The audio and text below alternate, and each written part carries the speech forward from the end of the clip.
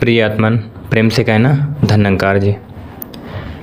यदि वीडियो में आ ही गए हो तो स्किप नहीं करिएगा, बने रहिएगा इस वीडियो के अंत तक, क्योंकि यह वीडियो काफ़ी इम्पोर्टेंट है, काफ़ी महत्वपूर्ण है। राष्ट्र एक कारागृह है जो अदृश्य है। अगर मैं हिंदुस्तान की सीमा पार करना चाहूँ तो मुझे सरकारी आज्ञा की ज़रूरत है। मैं सीमा को पार नहीं कर सकता। अगर मैं पाकिस्तान में प्रवेश करना चाहूँ तो मुझे पाकिस्तान की सरकार की आज्ञा की ज़रूरत है। सीमा पर एक दीवार खड़ी है जिसके आर पार कोई नहीं जा सकता। आखिर कारागृह में कैदी के लिए कौन सी कारागृह है? जेल की दीवार के भीतर तो वह भी स्वतंत्र है। जेल की दीवार के बाहर नहीं जा सकता, वहाँ संतरी तैनात हैं। लेकिन जेल की दीवार बहुत छोटी है, दिखाई पड़ती। राष्ट्र की दीवार बहुत बड़ी है किंतु दिखाई नहीं पड़ती। लेकिन वहाँ संतरी तैनात हैं और राष्ट्र की सीमा के बाहर कहीं कोई प्रवेश नहीं हो सकता। लेकिन राष्ट्र बहुत बड़ी कारागृह है, दिखाई नहीं पड़ती। उसके भीतर बड़ी स्वतंत्रता से हम घूम सकते हैं। फिर हमने और छोटे कारागृह बनाए हैं, धर्मों के कारागृह हैं। राष्ट्र एक है लेकिन राष्ट्र के भीतर 10 धर्म हैं, तो 10 छोटे कारागृह हैं। उनकी भी अपनी अपनी सीमाएं हैं। उनके बाहर नहीं जा सकते, उनके बाहर शादी नहीं कर सकते, उनके बाहर मित्र को भोजन पर आमंत्रित नहीं कर सकते, उनके बाहर भोजन असंभव है। उनके बाहर हाथ फैलाकर दोस्ती बढ़ानी बहुत मुश्किल है। हिंदुओं का अपना कारागृह है, मुसलमानों का अपना कारागृह है। कभी कभी एक दूसरे के कारागृह में घुस जाते हैं, लेकिन दोस्ती से नहीं, दुश्मनी से। जैसे पीछे अहमदाबाद में हो गया, एक दूसरे की दीवार में घुस जाते हैं हत्या करने के लिए, मित्रता के लिए नहीं। जिनसे शादी करना वर्जित है उनकी सिर्फ हत्या की जा सकती है। जिनके साथ दोस्ती नहीं बनाई जा सकती उनसे सिर्फ दुश्मनी बनाई जा सकती है, शत्रुता ही बन सकती है। कभी कभी दीवारें टूटती हैं धर्मों की, लेकिन वे तभी टूटती हैं जब एक दूसरे के घर में घुसकर हत्या करने की इच्छा पैदा होती है।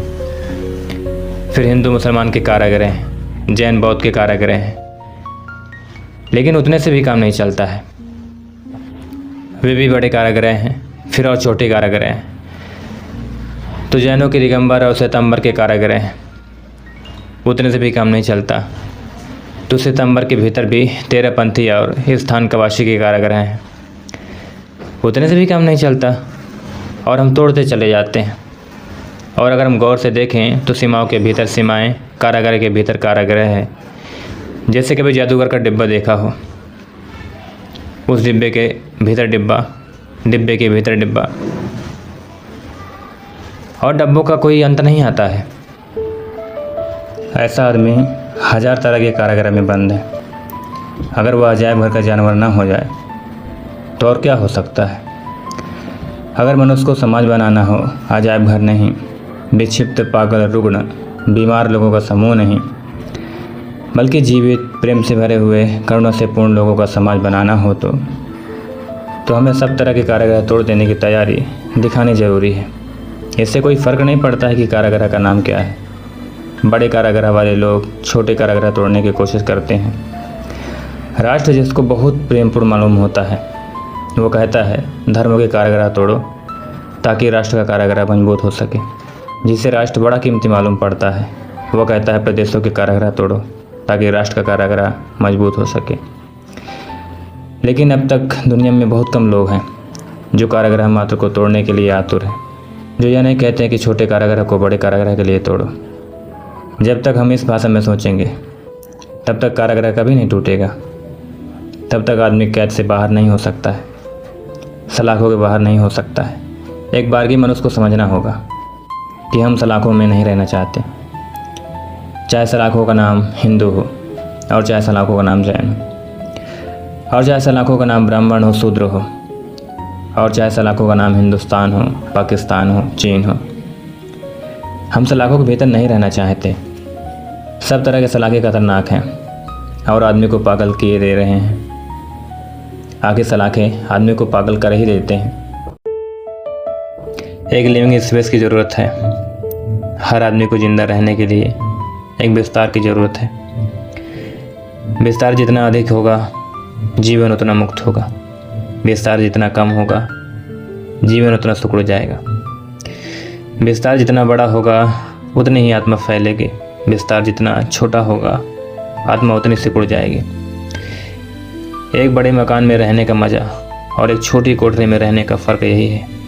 एक छोटी कोठरी में हम सिकुड़ जाते हैं, एक बड़े मकान में हम फैल जाते हैं। जितना विस्तार होगा मनुष्य के जीवन की विस्तृत आधारशिला होगी, उतना आदमी की आत्मा विकसित होती है। लेकिन हम खंड खंड में तोड़ते हैं। छोटे छोटे खंड तोड़कर भी मन नहीं भरता है, तो और छोटे खंडों में तोड़ते हैं और खंडों में तोड़ते तोड़ते आखिर में एक एक आदमी ही खंड रह जाता है। एक एक आदमी एक एक छोटा टुकड़ा रह जाता है।